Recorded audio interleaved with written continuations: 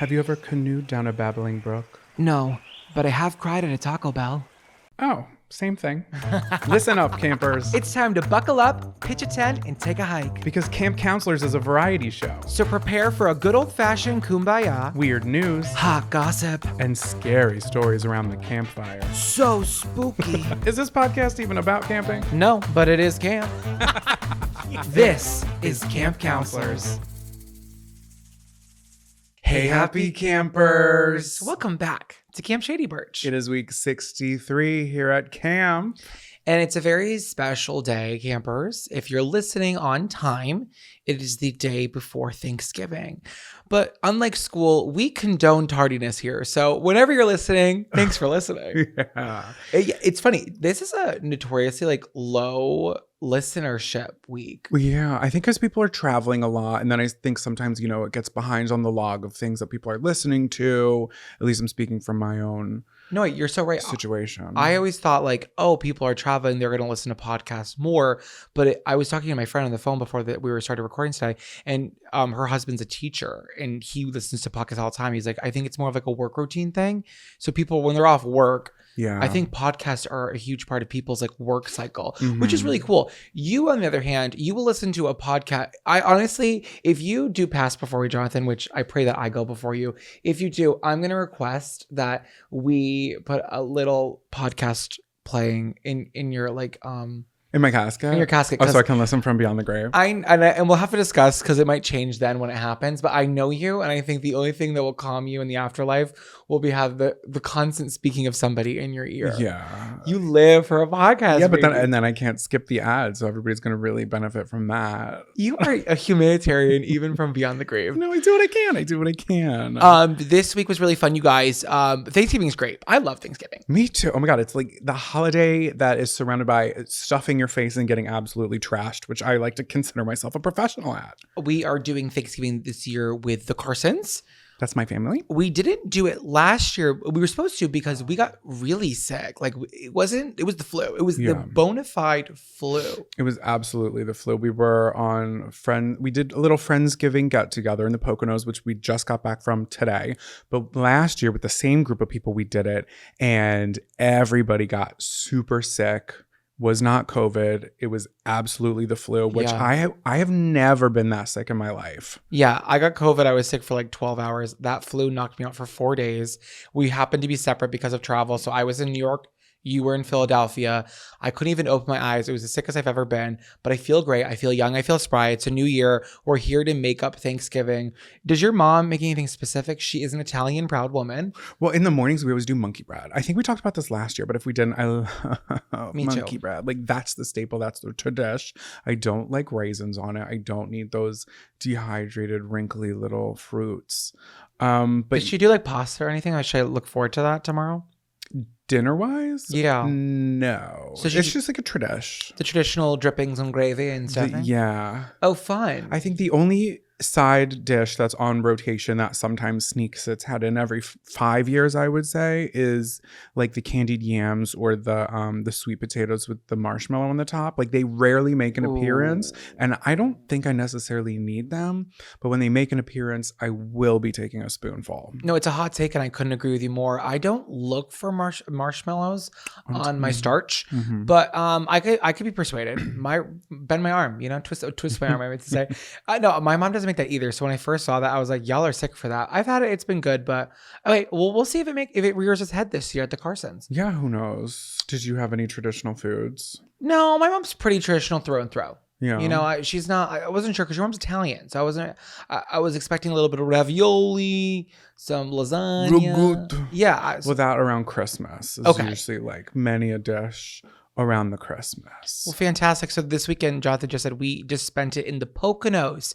Do we have any listeners out there in a martini glass, wood-paneled hotel listening to this podcast from the Poconos? Have you guys seen those online? The classic martini hot tubs?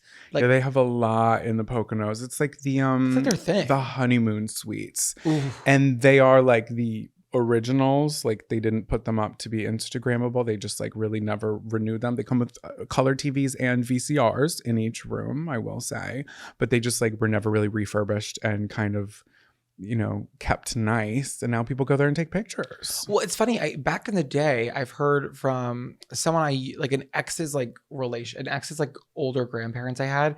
They went to the Poconos because people didn't fly back then. So like when you got married, it felt like a far destination for people in New England. They would drive to the Poconos because it was known to be like the honeymoon space. But like they weren't getting on planes to go to Florida or like the Bahamas. They were like, oh, let's go somewhere a little bit more local. So it was really popping off in like the 50s or whatever. Oh, because they were local. I was like, how old are the grandparents if planes weren't around back then? Well, no, planes were around, but it wasn't. But it wasn't common. I get you didn't do that. That was very gauche. Yeah, exactly. But we went there because your friend has a cabin there. The family has a cabin there. Yes. Yeah, it was a lot of fun. We have our outdoor activities, our indoor activities. Should we talk about the game that we didn't want to play outside? Yeah. What campers? How would you describe us in an outdoor setting? Because we run a camp here. We do. Yeah. We run a mean craft shack. We really tear it down at the mess hall. We put our heart and soul into our theater arts program here at Camp Shady Birch. Yeah, and we put our bussies into the interior design. We don't necessarily take charge of our recreational activities when it comes to the outdoors. Correct. So it's just something we're not. I don't know. Super bad. Yeah. So. Jonathan, I'm gonna let you describe this game that your friends came up with that they wanted us so desperately to play. I don't think they came up with it. I think it's an actual thing. We had just never heard of it. And I don't know where this game was last year, or maybe they did it last year and we weren't paying attention. But it's called Stump. And you have a tree stump and there's nails in it, and you have to toss a hammer and flip the hammer in the air, and you have to catch it down in one swift move. And you have to hit the nail on the head of somebody else's nail.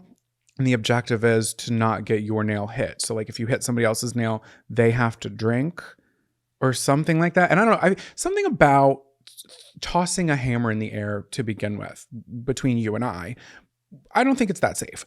For my other friends, they can handle it for sure. But then adding alcohol to the mix, no go. Well, they asked me to just do a little test run. They said, "Oh, so guys, you're flipping the hammer in a circular motion and catching it in a fluid movement to smash a nail down." That's too much for me. First of all, I have really weak wrists. Some of you may know. Yeah. And to catch a hammer, I could injure myself. I could hurt my thumb. I could drop the hammer on my foot. You could get a headache. I could just not want to do it. I could feel sick. Sometimes I get car sick even standing outside in the cold. It's a little too nippy for me. So they were really trying to be inclusive, which I appreciate. But like certain things, I don't mind sitting this one out. I don't either. In fact, I would appreciate, I would cheer them on. I would cheer, yeah, wow, hit the nail on the head. Of course, I love seeing people excel at what they're good at. You want to throw a hammer around? Hit a nail on a stump. You want to shoot a bow and arrow? Go for it. Okay. I love outdoor. I love athleticism. I don't have it, so I appreciate it. Yeah, but you can find us sitting by the fire, just sipping on a Michelob Ultra. It's actually really funny because while they were playing that, Jonathan and I offered to run an errand. Because if there's one thing two gay men love to do, we love to run an errand. Give me a little list. Give me a list of tasks, some stores to pop into, some items to collect. It's like my little treasure hunt. Yeah. I'm okay with that. I'll use my gas. I don't care. We love an activity. We headed into town, as two gay men do in the mountains. We drove our little car into town to the Acme. Is that where we went? No, we went to Weiss. We went to Weiss. We had to pick up bacon and sausage for the following morning, but we had an alternative motive. Alternative motives? That's the word. We had additional chores to accomplish. We needed 2 dice for a game we were playing. Now, when do you guys need to buy dice by themselves? This is separate for people who are, Dungeons and Dragons. Those are complicated dice. That's a different situation. We mean the normal 6-sided dice. 6, yes. When do you ever have to buy them by themselves? By the bushel, even. Yeah, they're very hard to find. So we went into the Weiss, checked their game aisle. I asked an employee there. I said, "Are there dice over here?" He said, "If they were, they'd be there." And I said, "That's an answer. That is an answer, I guess. But thank you for sharing that." So I scanned the little, the little toy section at a grocery store. Yeah, you guys know that weird aisle. It's usually with the cards or the seasonal Matchbox things. cards. Yeah, what's going on? A deck of cards, always good. That's good to have on hand. Some stuffies. Some straws, some crazy little straws. A little dinosaur. There's not much there. Yeah. But lucky for us in this mountain town, the Poconos, there was a CVS next to a Rite Aid. Now, campers, this is really important. If you have a CVS on your left and a Rite Aid on your right, which one are you going to go to? I'm going to pause. CVS, of course. No one is going to go to a Rite Aid by choice. The only time you go to a Rite Aid is if you need to go to a Rite Aid, if it's the only option. There's just something really like sad about their branding. It's like looking at sadness from inside out. Yeah, And I it's could like, see that. oh, that's Rite Aid. I could see Where that. happiness is like, joy is like Walgreens or CVS. You know what I mean? I just like don't like Rite Aid. But we went into CVS, you guys. No dice. No dice, no cigar. They were only available in a $30 Barbie limited edition Monopoly game. And Which we considered. I wasn't going to pay $30 for a Barbie Monopoly game. We considered, me, myself, and my thoughts. You considered. And then I said, you know what? Let's just give old Rite Aid, Crickety Jones over there, one shot. You are not going to believe what the Rite Aid had to offer. A 10-pack of dice. We needed 2. They said, you need 2? Here, we'll raise you 2 and give you 10. Rite Aid really came through. Have I been a little too harsh on Rite Aid all these years? I would think so, because this think one so in too. particular had some great natural lighting. I'm a sucker for natural lighting, but the CVS in comparison had absolutely awful fluorescence. Now, this Rite Aid did in fact have fluorescence, but we got some natural light in there, and it kind of felt, the second those doors opened and we were greeted by the air, the purified air, we were like, now wait a minute, why were we talking shit before even meeting it? Yeah, it really was a little bit more glam in there. The shopping experience was much more excitable. The woman at the counter was a lovely woman. She was absolutely lovely. She was shocked that we didn't have a savings account there or something, Yeah, like she's a like, membership card. Do you have your Rite Aid savings card? And I said, no. She said, well, then how are you going to get your savings? I'm like, man, we're buying 10 dice and a bag of chips and some water. Yeah. So all that to say is we skipped hammering to then explore the local convenience stores. That's something I like to do in the mountain towns. Let me Yeah. see what the shopping experiences are like up here.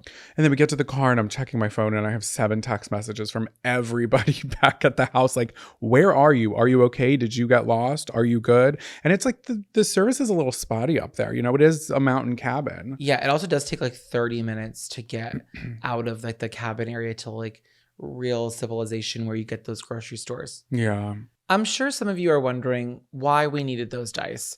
Some of you probably don't care, but this is our podcast, so we're going to tell you why we needed those dice. We were playing a game called the Saran Wrap Ball Game.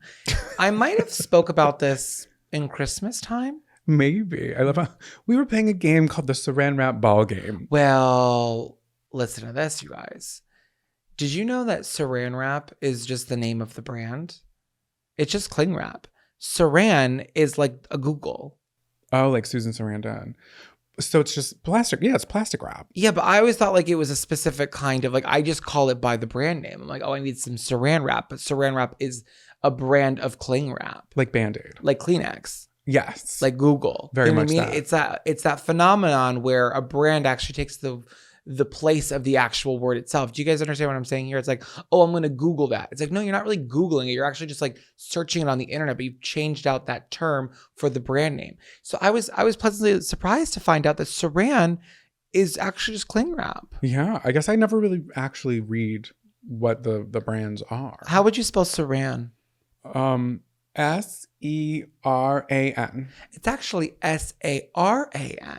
Saran. Saran Wrap. No, so all you do is you get a variety of little trinkets and toys and you put them in the middle of a ball and you cut little pieces of Saran Wrap and you wrap it around to make this giant ball. But as you're forming this ball, you're putting little trinks and treasures and trinkets in there. And then at the very end, you get all your friends around in a circle and you get them drunk and make everyone wear socks around their hands and they have to open it up. And then as they go, you just pass around the circle. No one likes it when people describe games. And I know that about this podcast. I've spoken about that. So I'm not going to say much more about it because no, I'm not going to tell them the rules of how to play. That's awful. Essentially, you have the giant ball. You're trying to get the prizes out. You pass it in a circle and someone's rolling dice. And when they roll doubles, they take it. That's what we needed the dice for, is what we're saying. Yes, exactly. Jonathan sourced all of our lovely gifts for our friends in the cabin. Do you want to tell people what you chose to put in the Saran Wrap ball? Yeah, you have to keep in mind, these have to be small. They have to be like, you have to be able to pack them in. So I got things like nips or airplane bottles of little alcohols, Pink Whitney's to be specific.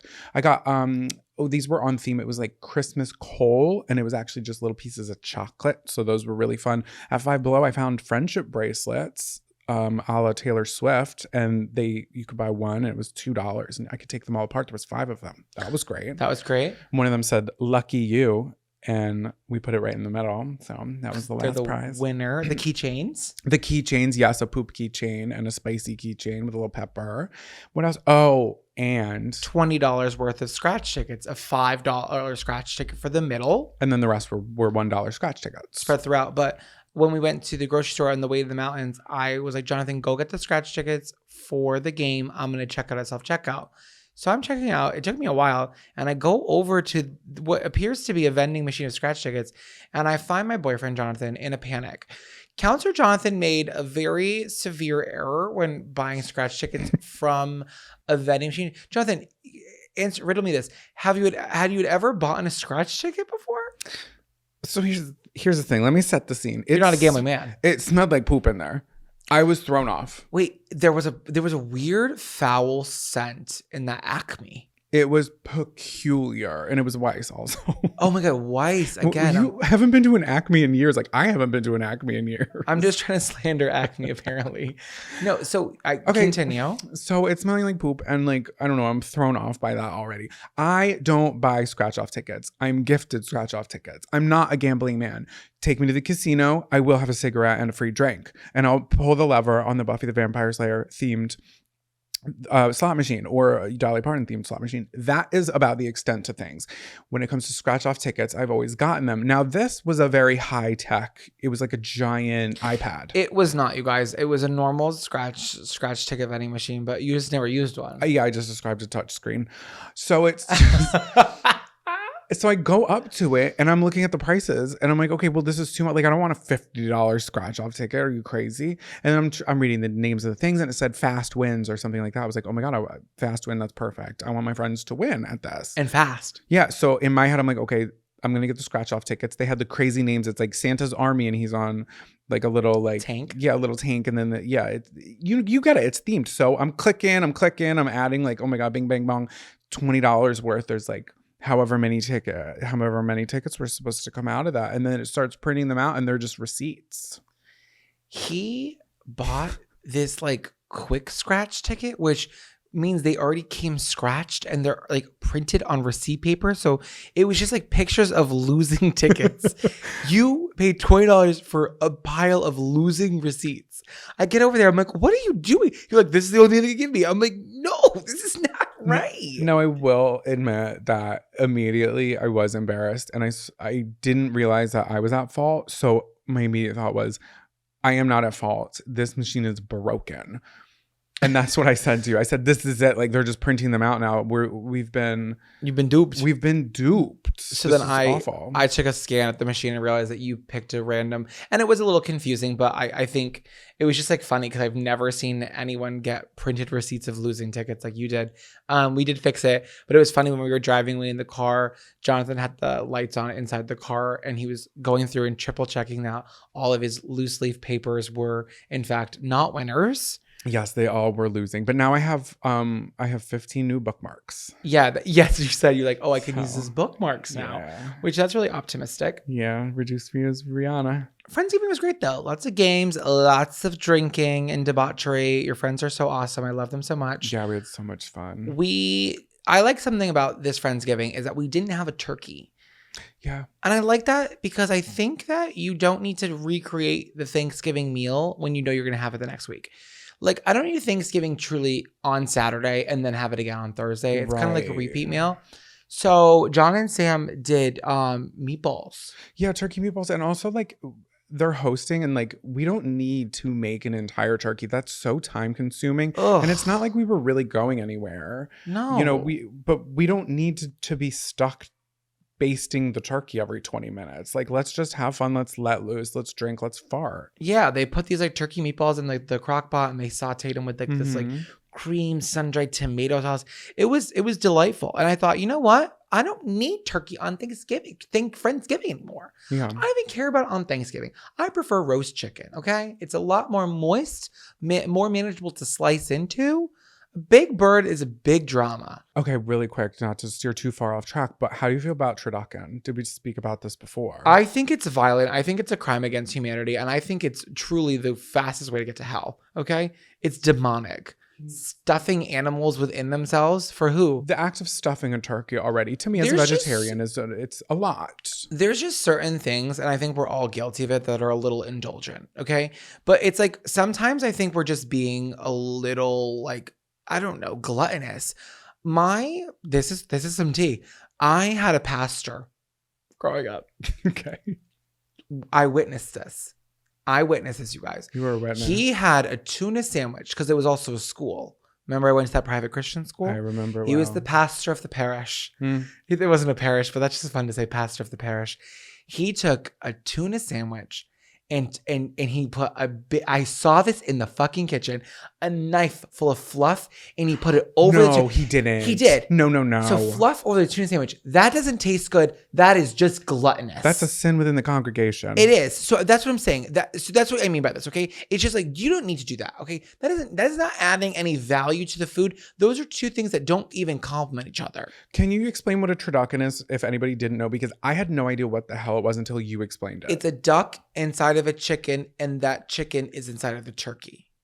Fowl. So it's like turkey, Literally. literally. Oh my God, fowl, literally. Turkey, chicken, duck. Actually, I love a duck. I know that's terrible to say, but a duck with a lovely cranberry reduction. It's very French, Parisian, if you will. It's a little more, it's buttery. I'll stop. Yeah, like imagine the ducks from the hotel. It's so unnecessary. And I don't even know how does it even cook evenly? A nightmare for the chef in the kitchen. Unless you're Ina Garten, I don't want to see you doing that, okay? If you're a fine chef, maybe that's okay. But even these deep fried turkeys, what do we think about this, you guys? Let's talk about that for a minute. I think it's a little unnecessary. I think it's scary. I think it's burning a lot of houses down. It's a really big comment. One time I was driving to my sister's house for Thanksgiving on the highway, and I saw a house on fire. Probably from people deep. Well, it could be anything. It could be anything. Black smoke. I was sad. It's never on nice. The holidays, especially. It's sad. I know. It just makes it a little. Now we're getting depressing here. Yeah, no. It's back to the deep fried turkeys. I think it's a lot, but at least that in my mind tastes good.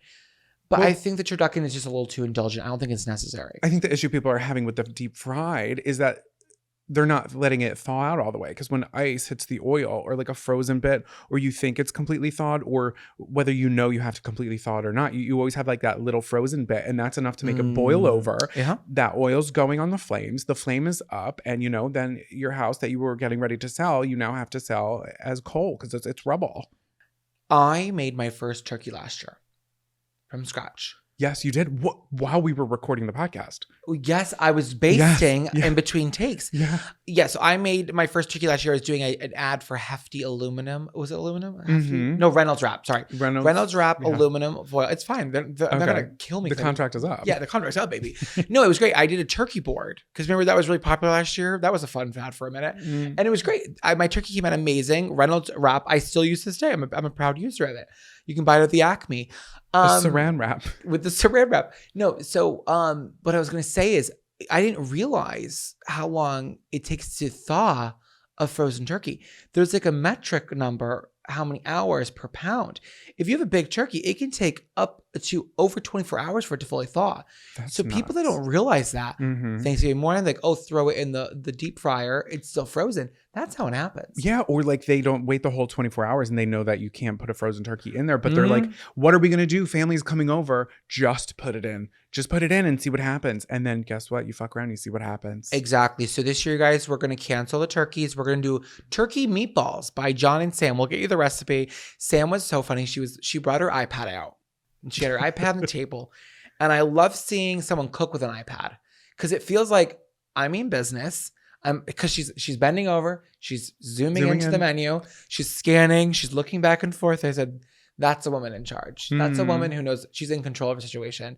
And I'm going to bring my iPad into the kitchen because I really only use my iPad for the podcast, you don't stop using your iPad. As the campers know, you're obsessed with your iPad. I didn't bring it though, so I haven't been collecting my coins on The Sims free play. My God, I'm gonna wake up at 3 a.m. He's gonna be under the blankets on Farmville collecting his corn coins. I have to collect my corn coins. I lose a lot by not checking in every day, but my friends mean a lot to me and I didn't want to be distracted. I drunkenly took a couple of pictures on my phone. Ooh, but I brought the digital camera. Maybe I'll put some pictures in here with their permission. That was fun. We're having so much fun with this digital camera, you guys. The quality, every photo feels like 2003.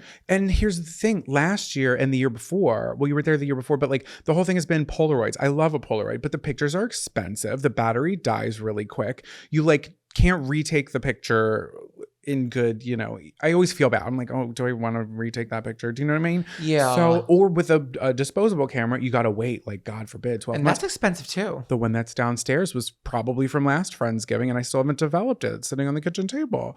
But with a digital camera, no, it does drain the battery fast, but we had some fun. Yeah, we really did.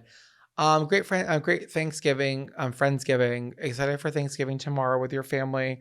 Before we wrap up this opening segment with our campers, is there anything in particular that you are thankful for, Counselor Jonathan? I'm thankful for the campers. I'm thankful for the listeners. I don't care how corny that sounds. Like the fact that we get to do what we do and this is our job and people keep coming back for more, like seconds on Thanksgiving. I'm thankful forever for everybody who tunes in and the cool community we've gathered here. I'm also thankful for you. Yeah, I'm thankful for you too. I love you. I love you. And I'm also going to piggyback on that. Thank you for our campers. We're with you this whole holiday season. We're thinking about you guys. Thank you for being a part of Camp Shady Birch. We literally love you. If we had a real mess hall, we would all be in the mess hall together, eating turkey and having a food fight. Because there's nothing more camp theme than like a food fight. Yeah, we have to. So gross. If someone ever lobbed stovetop stuffing at my face, I would start sobbing. Yeah, but can you picture it like on a spoon and you pull it back like a little catapult and you fling that shit, or a turkey meatball? If it hits my shoulder and it grazes me by and shocks me but excites me, I'm okay. But if I get like cranberry sauce in my eyeball, I will cry. I'll start crying. Yeah, probably because it is a citric food. We're going to work through that. We're going to workshop that idea for the food fight at Camp Shady Birch, but let's continue the show. Welcome back, everybody. Attention, campers. Please meet at the old flagpole under the tall pine for morning announcements. Welcome back to Morning Announcements, campers. This is the part of the show where we share news articles that you might have missed that we feel like you should share with your friends, family, coworkers, whoever you care about, okay? Really great news articles this week. Do you want to go first? Yeah, I'll go first. Wait, first off, we didn't announce, I'm in hashtag cozy mode right now. I feel like we both are. Like, we've never really been in full sweats, have we? I have before. Okay. Well, I'm wearing my my velour tracksuit if you're only listening to this. So you can just imagine how like comfy and cozy I am right now. This is the famous tracksuit that Jonathan wore on a 9-hour flight to Portugal and baked bread in between those thighs. And that was the last time I wore this. I sent it through the wash because God knows it needed it. And it has been in the closet ever since. He also accidentally had pepperoni oil before that. Long story, which made him really sick. So there's some dark memories to that, but I'm glad you've cleansed it, you've saged it, and you've brought it back on a very important episode. So I'm really excited for you. Yeah, I'm thankful. Sure. Comfy mode all weekend. It's a long weekend. Yeah, I love that. Okay, sorry. What's your article? My article is coming from Variety, and it is titled Gwyneth Paltrow Ski Trial Musical to Debut in London. I'm so excited to hear about this. Okay, so really quick refresher. Terry Sanderson sued Gwyneth Paltrow for, it was originally like $3 million, but then it ended up being $300,000, alleging that reckless skiing caused her to run into him from behind on February 26th, 2016. Yeah, long time. Yeah. Sanderson said he suffered 4 broken ribs, a concussion, and lasting brain damage that affects his daily life and personal relationships. Gwyneth Paltrow, who has repeatedly denied running into Sanderson, countersued for $1 and her legal fees. The jury concluded that Sanderson was 100% at fault for the 2016 crash. And as she left the courtroom, Gwyneth Paltrow bent over and whispered to Sanderson, "I wish you well." Do you remember how iconic that last photo was? So iconic. Do you remember how iconic her outfits were? Yeah. It was like so. It was literally the definition of like I hate when people say this, but like quiet luxury. Mhm. Like she'd wear like a normal turtleneck with a pencil skirt, and everyone was like, "That was actually $300,000 of clothing." I'm like, "What?" And it was just televised for weeks, and it was just chaotic. It was crazy. He was an asshole though. He was just trying. Like she wasn't at fault. Say what you want about her, but like you can't sue someone just because they're rich and you want to get their money. Like, and she proved that. Like she was like, "Fuck around and find out." Yeah, and she handled it with poise. And I will, after I tell the story, I'll come back with my Thoughts? thoughts and feelings towards Gwyneth. But let's get into it. So the musical is titled Gwyneth Goes Skiing, and it's set to debut in London this December. So like this has been in the works. So this guy named Linus Karp will star as Paltrow. He has also played Diana in the straight-to-DVD film Diana, The Untold and Untrue Story. Oh, so this is gonna be so funny. Yes. It's like a drag Gwyneth Paltrow. Yes. Oh, I love this. And an actor named Joseph Martin will star as Terry Sanderson. The show also features original music by singer and songwriter Leland, who you may know from RuPaul's Drag Race. Yeah, he does all the music for RuPaul's. Drag Yeah, and Race. those are always so fun. Yeah, it's gonna be silly and campy. I think a lot of London Broadway shows are really funny over there. I also think like gay culture when it comes to shit like this, it's so dumb. And the fact, like in the good way, but the fact that like things like this get put on and people pay to go see it, like Titanic, we went to go see, and the fact that it's still going on and it's just so dumb and so silly and so successful, I love it. Yeah, and we always tell you campers, we haven't said it in a while, but if you're ever coming to New York and you're looking for a show, I highly recommend Titanic if you're a fan of the movie Titanic. It's just like the funniest live production I've ever seen, like laugh out loud. And I think this is another kind of parody, like just joke show. And like we need more live comedy and live fun.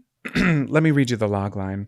She's the goop founding, door sliding, Shakespeare in loving, consciously uncoupling Hollywood superstar. Forgot about consciously uncoupling.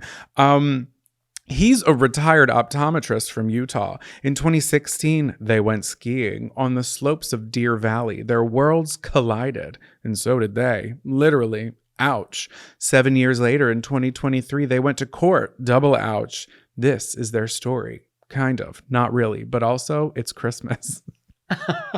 Exactly. It's just like a fun show. It sounds awesome. So the show is set to run for 10 days starting December 13th, and we'll see audience members participating as the jury.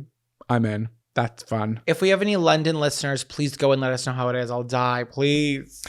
So I will say that, so that's pretty much the article, but I will say I had my thoughts for a very long time about Gwyneth Paltrow, and I think mostly pertaining around the pseudoscience of Goop and how I kind of frowned upon the facts that she was making so much money off of the majority of her audience was like women who were just kind of like desperate for alternative ways of medicine, you know, and she was just pretty much selling bullshit. So I didn't really love her, but after this, after the trial, I don't know, I feel like I might be like a Gwyneth fan. Yeah, I don't know if I'm a Gwyneth fan. I'm not a Gwyneth hater. I don't have the energy to even like consider her enough to like have a discussion or an opinion about her. She's fine. She exists. I think it's funny how like she doesn't care how rich she is. Like I think a lot of celebrities, I say this all the time, pretend to not be super wealthy, which I think is annoying. Like don't pretend to be relatable when you're making $500 million a year. Gwyneth is rich and she doesn't care that she's rich and she doesn't care what you think that she's rich.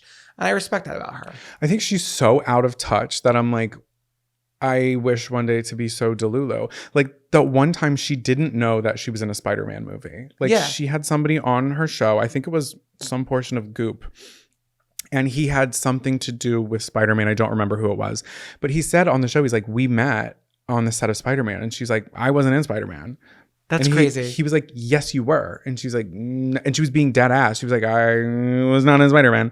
And he was like, I'm not pulling your leg. And she was getting pissed. I was like, that's so funny to not remember a movie that you were in. She's crazy. She is crazy. But that is my story about Gwyneth Paltrow and the new musical that is on everybody's tongue in London. Can't wait. What have you got for us? My article this week is called Forget Black Friday. Plumbers prepare for Brown Friday.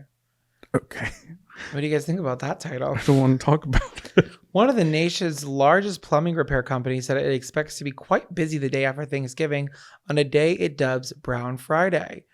Roto-Rooter. Do you know who Roto-Rooter is? I do. They're a very popular, franchisee of plumbers. Said it experiences a 50% increase in call volume the day after Thanksgiving compared to an average Friday. The company also said it has a 21% uptick in business over any other 4-day weekend period. Listen, everybody's eating their turducken. Listen, it's more than you think. The company said Thanksgiving gatherings and meals can overload kitchen sinks, garbage disposals, toilets, and main sewers. Okay. Extra guests means more toilet flushes, showers, dishwashers, and laundry loads, and garbage disposal usage. Simply put, Thanksgiving puts a heavy strain on America's plumbing system, and it keeps our plumbers super busy the day after. According to Yelp, Portland, Oregon has the highest number of search-related emergency plumbers, including clogged up toilets and leaky faucets on Brown Friday. So Portland, here's looking at you, stinkers out there. Yeah, what are they doing over there? There's a couple more list. Let's see, campers, if your city's in the list of Brown Friday searchers. Okay, how many are we doing a top, like 10? Yeah, there's only 4 more, so okay. it's 5. Okay. Virginia Beach, Virginia. Oh. Raleigh, North Carolina. Raleigh. Oh, Raleigh. Sorry, Yeah. everybody. Indianapolis. All right. Big poopers out there. And Jacksonville, Florida. Sin City. Those round out the top 5 for Brown Friday related searches. They gave us a couple tips though, which I thought was really nice of Roto-Rooter. Yeah. Never pour grease/turkey drippings or cooking oil down the drain. They solidify in pipes like candle wax and choke drains. So I feel like most people know that, but why don't we just reuse them as candles? Why don't we just get a little mold, make a little fat candle? That's disgusting. My mother always had me save a coffee can. Yeah, we did as well. A can of Maxwell. Mm-hmm. You pour it in, cap it up, and you keep it? Under the sink. Under the sink. Never look under anyone's sink because that's a private area. Don't go in there, okay? That's not for you. It's never organized. A mixed match of cleaning bottles and sponges and tricks and treats. So I would keep mine there. We have so much shit under our sink downstairs. It's just like all vases that we never use. I don't know where it all comes from. It just all kind of like just amasses there. Mm-hmm. Also, don't put potato peels, poultry skin, bones, rice, or pasta down the garbage disposal. Disposals can handle small quantities of scraps, but most food should go in the trash. I've never had a garbage disposal my whole life, but I do know that you really aren't supposed to put whole meals down there. Yeah, you can't put bones down there. Absolutely not. Well, it's also like, what do you do then? I'll give a little bit, too much for me. It's like, well, dispose of it. Where does it go? With the garbage disposal, I think it just gets like all chopped up and grinded, and then it just goes like into the pipes. I guess. This was my favorite tip from Roto-Rooter. Okay. Place plungers in guest bathroom to save guests the embarrassment of asking for one. Honestly, that is such a kind tip of them. Such a good tip, because have you ever had to ask the host of a house for a plunger? I did in 6th grade at the Gilchrist house. Oh. I said, hey, I clogged your toilet and there's nothing for me to do. And I will fix the problem, but this interaction is not something I was hoping for. Can I have a plunge? So. And then they have to do the exchange. And then you have to go back. Like, you have to go back in there and finish what you started. Oh, yeah. And it's marinating. No, Okay. I'm sorry. Guys, just know that Roto-Rooter has your back. And this isn't sponsored. This is just the article they put out this Brown Friday. Grab your bug juice and bear spray, campers. It's time to pack it up and take a hike. Welcome back to Take a Hike. This is the part of the show where we bitch a little and we tell something to take a hike. So I have a couple of things on my list that I want to tell to take a hike. Starting off with the PPA, the Philadelphia Parking Authority. I don't even live in Philadelphia anymore, but I have my qualms. Basically, any private towing companies, parking tickets galore. I feel like most people can relate to this. But there's a reason why I'm talking about this, of which you already know. So the Philadelphia Parking Authority, everybody hates Okay. I feel like I have spoken about it. Remember the boot episode that I talked about with the girls who like will take the boots off of people's cars?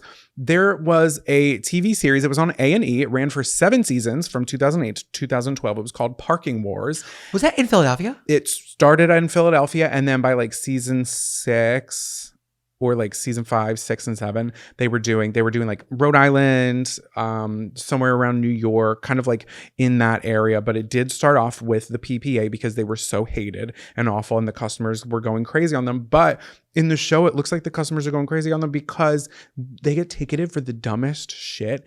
And for a lot of the times, it is the person's fault, right? But when it comes to parking tickets, it is such a scam, and it is absolutely crazy. Like one time I parked, and they have like obviously the little booths, the meters that you have to pay at, and it wasn't working. It was down. So I was like, okay, but it had the number. So I try to open the app, and I put in the area, the number that I'm in, and the app is down. So I'm like, okay, well now what am I to do? You know, am I going to go find another parking spot because it's their fault that it's out? Granted, I did not get a parking ticket this time, luckily, but I used to get parking tickets all the time. And what I would do, what my friend would do, and I don't condone, but in a pickle, what my friend would do would be keep the little envelope, the violation envelope, and you stick that under your windshield. Pay for your parking, do that, and then if you're 10 minutes late, you won't get a ticket. Oh, so if someone passes, like they've already been ticketed? Yes. Smart. Yeah, I condone that. But they like... within 2 minutes of your thing being up, they'll have one of the agents or the authority people, whoever the hell you want to call them, the devils themselves walking among us, will be swarming around your car because they have it mapped out like exactly where you are parked. And when you have 2 minutes up and they'll wait, and if you're a minute over, they will slap you so hard with a parking ticket. So there was this new thing that an article that, thanks to Counselor Zachariah, he did show me this, and I was going to make it my story, but my morning announcement, but I wanted to keep it light. So now I'm going to bitch about it for a little bit. There's this device. It's called a barnacle, like a giant book that you like open the pages to, and you stick it on the front of somebody's windshield, but it's like mega strong suction cups, like industrial plastic that you can't get it off. You would have to literally like break your windshield or replace your windshield to get it off. And it's basically like booting a car, right? But booting a windshield. Yes. So the PPA found this, and they were like, hey, why don't we do this? Why don't we like fuck around and find out? And like, they were basically just putting these on people's cars when they didn't want to boot them. So then private places and private towing companies caught on to it, and they were like, hey, why don't we do it too? So they literally started doing the same thing.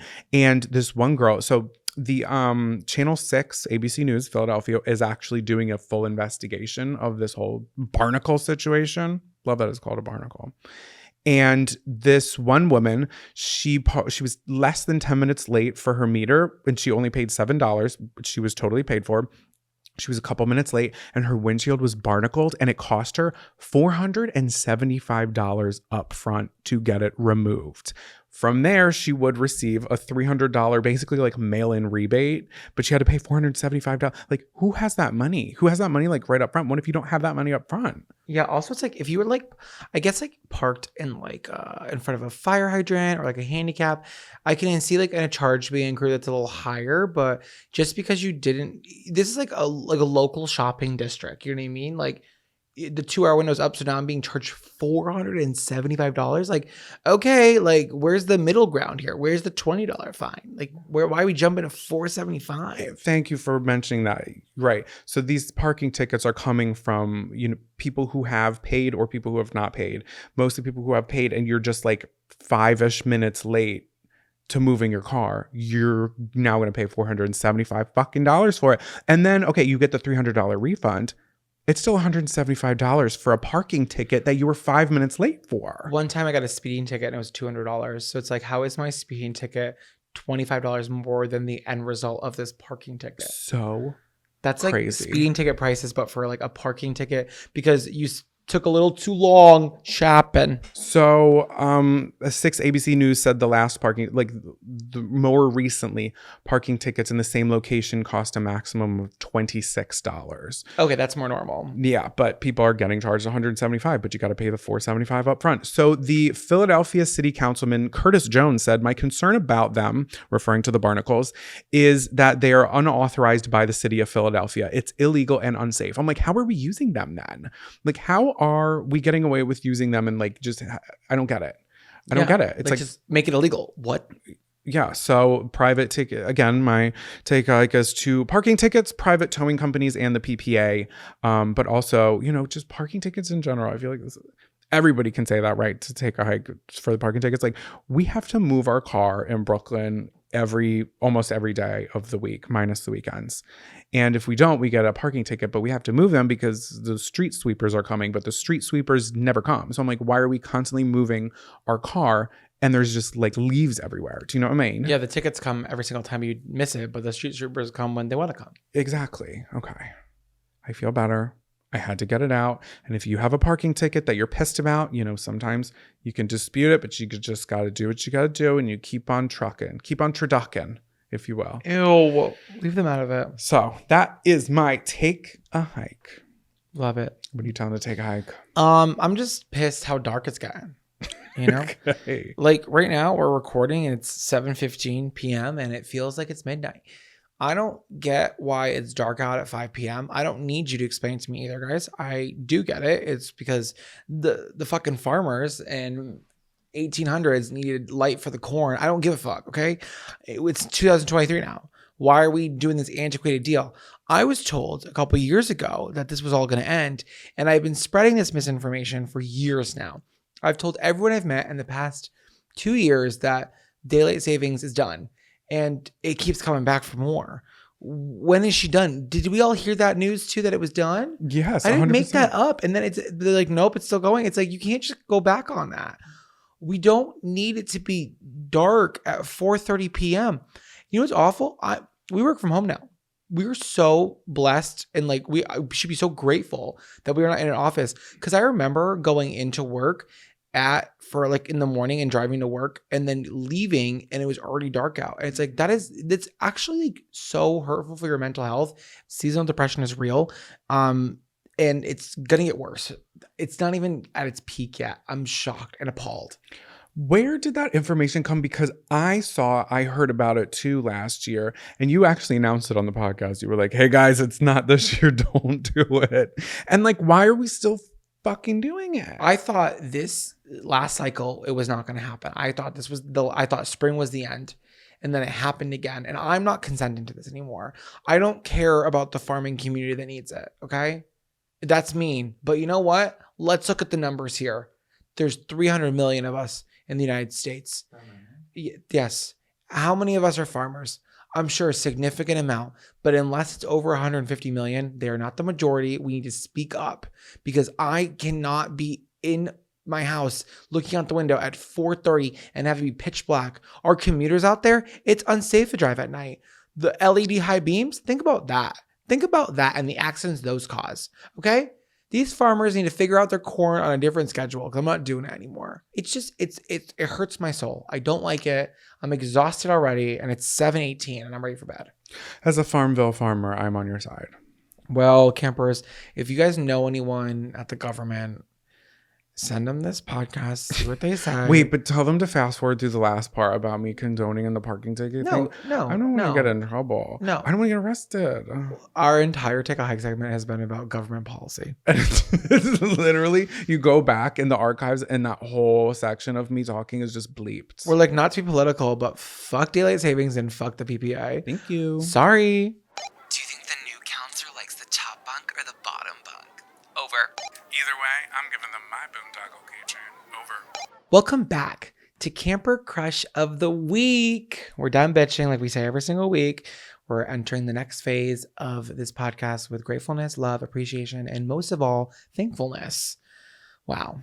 I'm feeling zen. I'm feeling Zen Wen from Potomac. Jonathan, what are you crushing on this week? Who are you giving the Snog of the Week award to? Who are you going to give a wet kiss to? I'm going to give my wet kiss award to doilies. Do you have something to say? That's so crusty. What? You don't like doilies? No. Okay, so if I'm getting, let's say, a beignet. Oh, I want a doily. And let's say I'm getting a small, petite vanilla bean dish of ice cream. Or if I'm like getting a little pastry at a European cafe. I want a doily on that little plate. Okay. Am I wrong? It's giving tacky luxury a la 17th century London, love. If I'm walking into a room and I see a dresser and it's got a little jar of potpourri and a candle, I'm like, okay, there it is. It's part of the room. But if I walk into a room and I see a bureau with potpourri in a jar with a candle atop, a doily, that's a spectacle. That's something to look at. That's What something is a to doily behold. made of? Fabric or paper? It can be fabric, it can be paper. Sometimes they're crocheted from yarn, from a happy little sheep. It seems like a more advanced homemade snowflake. Oh my God, you're absolutely right. They're related. They're in the same universe. And maybe that's why this week I'm just like in the holiday season. We were listening to some Christmas music, so I feel like I had paper snowflakes on the mind, and I saw a doily at Sam's, and I was like, this is something that I have to talk about, because if you see a doily in a room, it's like, it's inviting, it's calming, it's like, come on, stay a while, don't you think? Oh yeah, if they have a doily, they don't want you to rush. Yeah. Oh no, it's like mostly an old people thing. So it's like, take your time. It's gonna smell like mothballs. Wait, we should rebrand doilies to be like high tech and fun. Okay, like a light up doily. I think doilies are looking for a rebrand, and we can Yeah. do it. What can we do to rebrand doilies? I have an idea. You know that trend with like the TikTok Gen Z kids when they have like the rainbow? Oh my God, that was the weirdest sentence I've ever said. I sounded so old. The TikTok Gen Where's Z your kids. doily? Yeah, exactly. Yeah. Doily on the brain. They have the light strips around the room. Yes. So let's take those down and let's turn them into doilies. Okay. And Yeah. they can set them by mood. Yeah, I think that's nice. Yeah, you could do it, and they could operate the similar way that our Christmas tree does. You could do it by remote, by app, to change the color of it. Do you want it to pulse? Do you want it to just be a normal color? Or do you want no lights at all? And you could just go like the OG route. I like that. Yeah, like people that are a really lot. into crochet lately, so maybe it's time to bring the doilies back. Even the queen herself, may she rest in peace, she used to have her flowers, like the bouquets of flowers that she would like choose to be presented, had like doilies around the bottom of it. I said, that's sophistication. So it was a very London thing. It was very European. And I never knew that about the flowers. That was very interesting to share. yeah, you can sneak a peek of it on the Wikipedia page. I did a little deep dive into doilies. Speaking of the royals, the crown's about to come out. Who's watching it? It actually just came out. It did, and I already saw a spoiler. Any big? Well, it's Diana dies. Sorry. It's historical, so I'm pretty sure we're all aware. Thank you, Jonathan. Any crown heads in the audience? Let me know if you're a big crowner like me. Are you crowning? We can talk about it maybe on Patreon or something, because I just want to talk about the crown. I just love talking about TV. Okay. Well, thank you for sharing. Anything else you want to say about doilies, babe? No, it's just that the only thing that I have had on my mind besides the lyrics of "Can You Move It Like This" by the Bahaman. Thank you. Thank you. Go. Okay, my turn, everybody. So my crush of the week is going out to something Jonathan put on the TV this morning. Do you want to tell them what it is? The 2003 Macy's Day Thanksgiving Parade. And I know you're thinking, what was that? What does that mean? Well, guys, every Thanksgiving Day parade for the most part is available on YouTube. Yeah, some quality better than others. But it was kind of fun to watch the 2003 one this morning, because you also got to watch the commercials that were for products then. Mm-hmm. And they were like doing the Broadway shows. We had a younger Al Roker. Katie Couric was there. He Who Must Not Be Named, Matt Lauer, was doing it. So it was fun to get a blast from the past, something nostalgic. I was 8 years old when that one aired. So it was fun. I'm like, oh, this is what we were looking at for a Sprint commercial. What other commercials did we see?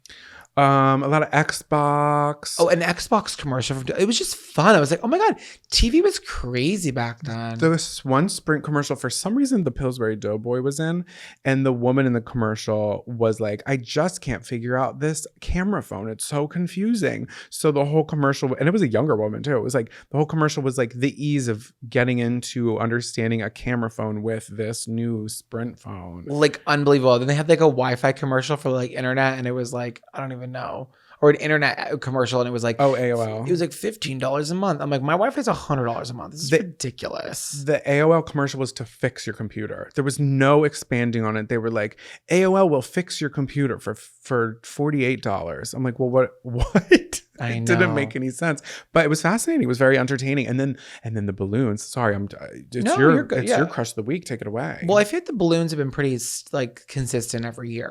The mac and cheese dinosaur. Where's he been? Oh, he was Rex. he was retired. Kraft mac and It's cheese. think about it. We're basically watching a a long commercial. Mhm. It's an advertisement for all the Broadway shows that are currently being available, and then it's just product placement balloons, all dressed up on the streets. Like it's okay. It's the Kraft mac and cheese. So it's a big Kraft ad, And then we're Mhm. like, oh, I'm hungry. I want the Kraft. Yeah. I thought it was fun. I like watching the parade. So I thought, you know what? Maybe put that on when you're bored this week, you guys. Well, you only have a day in between Thanksgiving when this airs, but Yeah. just something to think about. Put on an old episode of the Thanksgiving Day Macy's Day Parade. Very random this week, you guys. Doilies and Thanksgiving Day parades. We're really pulling it together for you guys. And it's funny because the last time they really opened that app was when I did it last year, because it said my searches from last year, which were like the Baha Men and the 1999 Thanksgiving That Day quality's Parade. a little rough though. That was hard to watch. I was like, Yeah, but then ugh. also the 2004 one was hard to watch. And then we went a year before that and we found a good quality one. You have to search, but it's definitely worth the search. Once you find a good one, it's like 3 hours long. You're like, let me put this on, put it on in the background. You could do that for Christmas while you're baking. I think that's fun. You could also do it for fireworks. What? Like search a fireworks display. You can watch Oh. fireworks on YouTube. Yeah, that's nice. Yeah. Oh, you know who has good fireworks? Cool. A good display of like fireworks would be to search old New Year's Eve fireworks displays. Mm, Be like 2007 Sydney, Australia fireworks. yeah. I bet you those are going to be great right over the Opera House. Beautiful. That's a delight. So think about that, guys. Start thinking about holiday spectaculars years previous and search that on YouTube. It's a fun trip down memory lane. What song's been stuck in your head all week? Welcome to Camp Songs. Welcome back to Camp Song. Camp songs. That was beautiful. So we're recommending songs to you to go and listen to. Oh my God, last week I forgot to add it to the playlist that you guys can listen to for free. It's on Spotify as well as YouTube, but I did forget to put it on there. So the songs should be on there. We update it every week, or at least that was the first week I missed. Sorry. Are they still not on there as we record right now? As we record right now, they're not on there. Well, but no one's listening because no one's knocking at the door asking for them. yes, but people have before. They were like, the second it's out, it's like, hey, where is the song? And you know what? I can appreciate it. Yeah, well, if you are listening, thanks for listening. Yeah. All right. So my camp song is Cruisin' by Gwyneth Paltrow and Huey Lewis. How does that one go? I know that one. So it's a Smokey Robinson original song. It's I love it when we're cruising together. Yep. So the duet with the male and the female, it's Huey Lewis in the News, and Gwyneth Paltrow, which I feel like not a lot of people know. Yeah, I found that out recently, and when I discovered that, I was like, whoa, that's Gwyneth? So I had known it was Gwyneth, and I was thinking about it. I was like, why did that song happen? And why was it with Huey Lewis? Like, I'm a little confused. So I did a little digging. It didn't take much, but the song is from a 2000 movie. It's called Duets. And the story revolves around unrelated pairs of people who spend time in a karaoke bar across America. Karaoke bars across America in a week leading up to a big camp contest, blah, blah, blah. It like didn't do that great, but it had some interesting names in it. Gwyneth Paltrow, obviously. Paul Giamatti's in it. Michael Bublé's in it. Maya Rudolph is in it. And it was directed by Gwyneth Paltrow's father, Bruce Paltrow. The film was a flop.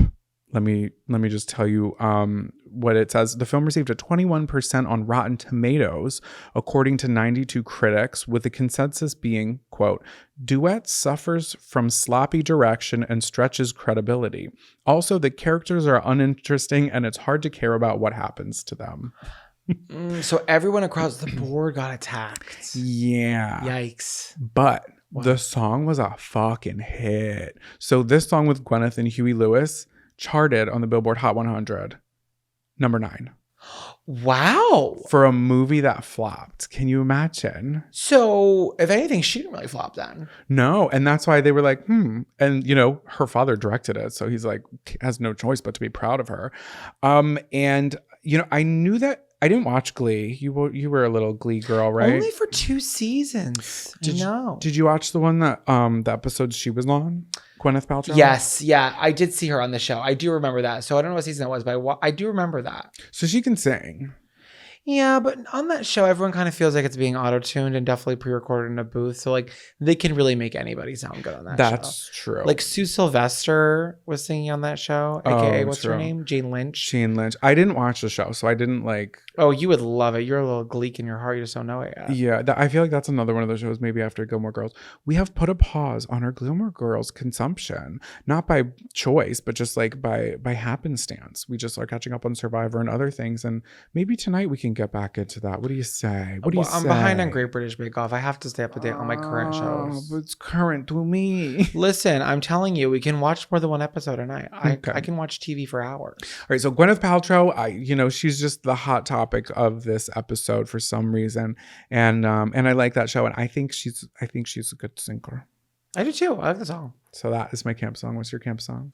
My camp song this week is Pompeii by Bastille. Ew. I think Pompeii by Bastille is the closest thing we'll ever get to world peace. Okay. I think globally, as a world, everyone enjoys the way that it sounds when he goes, I think if the people of Pompeii were still alive, they would have loved the song. Mm. And I don't think that joke was too soon. Does anyone here know when the people of Pompeii died? 47 BC. You, 47 BC, you're always so close to stuff like this. 79 AD. That's not that far off, babe. No, it's like 10 years. Imagine like being like, oh, what year is it? And you're like, 79. Yeah, Random? that is so crazy. Do you know what the volcano was called that erupted? Vesuvius. You did know that. You're so smart. Mm-hmm. I've always heard the word Vesuvius. Sounds like facetious. It's not the same thing. But I like that. And I didn't know that's where it was connected to. Well, the people of Pompeii, much like the song like description or like the lyrics, they kind of just ignored it. They knew it was coming. They were like, if we just pretend it's not there, it'll go away. Like there was time apparently, but it's like, do we really know it was 79 AD? Yeah, like who's telling the tale? Oh wait, there was somebody who documented some of it. I think because people were able to survive it. You know what I mean? Because I think a lot of people died pretending it wasn't happening, which is just crazy. What do you think that is? What? It's a word.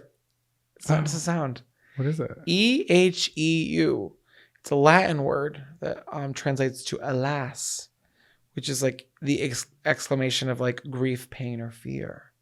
It's a stretch. No, it's in the lyrics. It's the registered lyrics is EHEU. So it was with intention. It wasn't like an afterthought. Okay. I know what you're thinking. The song was released January 11th, 2013. I was a senior in high school. Is that the day Pompeii happened? 10 years ago. I'm not sure, babe. We only have the year. We don't have the day of the week, babe. But yeah, so it's crazy. It's a massive hit. 1.4 billion streams on Spotify, but it's not Bastille's #1 most streamed song. I want you to be happier. I want you to be not what I was gonna happier. Bastille, I think it charted at like #5 or something. I like to look at that. It's funny though. He said, the guy who wrote the song, he was like, when he had explained the meaning of the song, he was like, Pompeii is actually an imagined conversation between two charred corpses reflecting on the city. He's like, but I hate explaining a lot of my songs because it always sounds bonkers. A song about two corpses, yet the crowd are all like happily dancing along, like, yay. It's actually kind of sad, but he always interpreted the song as the sum of our choices and barriers in life reaching a breaking point and life becoming depressed or falling apart. So the song is actually really sad, and I never got that vibe. So I feel like the part where he sings the walls kept tumbling down in the city that we love, I feel like every time I hear that, it takes me like out of the song and I'm like, oh, this is sad. You're like, lying because when we were in the car, okay, we were singing it at full volume and we Yeah. were freaking out. We were dancing. I almost got into an accident. I was dancing so hard. Yeah, wait, that was when we were running our errands when everyevery's like, where are you? We're trying to hit the nail on the head. And the walls kept tumbling down in the city that we love. The video though, it actually sucks. What's the video? I never He's saw. just like running around Los Angeles. And I hate when people are like running in a music video that are supposed to look like they're running.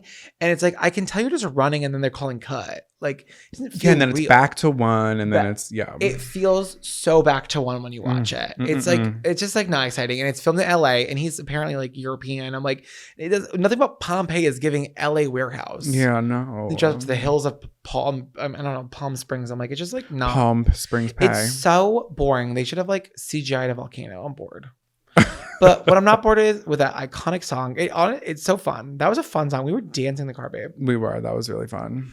Well, maybe this Thanksgiving you guys can listen to Pompeii by Bastille or Gwyneth Paltrow with Huey Lewis, Cruising. Because I love, oh my God, we were cruising together. Cruising Together. I guess in the gay community, that's like, that song does have a different tone to it. Yeah. Yeah. Anyway, thank you guys so much for listening. We're so thankful for you. Happy Thanksgiving if you're celebrating Thanksgiving. And happy Thursday or Wednesday or whenever you're listening to this if you do not celebrate. Or happy Thanksgiving when you're listening to this as a new camper in like March when people go back and listen to all our episodes. That's like so funny. Like imagine like catching up on us and be like, I want to listen to old episodes and then having to listen to like a Thanksgiving episode in March. You guys are our favorites here. I don't know why I'm saying this. We just love you guys and we're thankful for you. So I guess with that being said, lights out, campers.